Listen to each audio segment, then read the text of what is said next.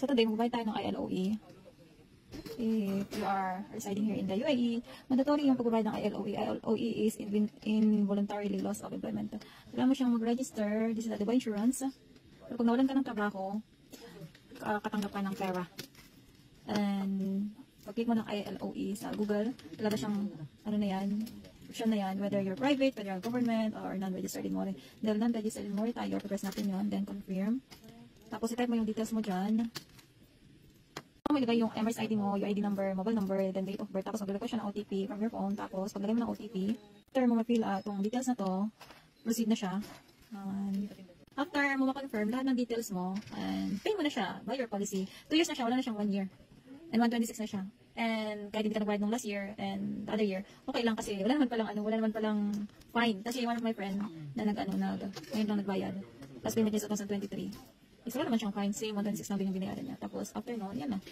Accept and pay now. Ay, hindi siya malit. Bakit ako ko besh?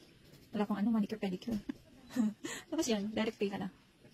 After noon, proceed ka na sa payment. So, any card will do. And maganda yung insurance na to sa mga hesitant na mag-apply. Kasi one of my friend, nung nawala siya ng trabaho, nakatanggap siya ng, magkano besh na natanggap mo? 2,580 dirhams. Oh, laki ha. Good for ilang months yun? 3 months. 3 months. Tapos ilang years ka nagbayad?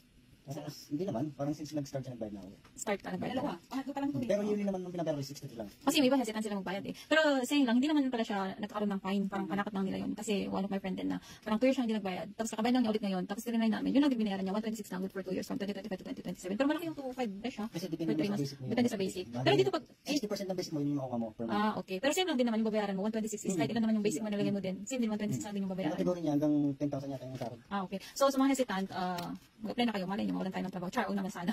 Kaya nobody wants to lose the job. So after nun, daming chika, dito na, pusin na tayo sa payment. Kaya ILOE na. Kaya ILOE na.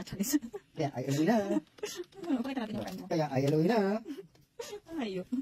After nun, mag-generate na siya ng resita.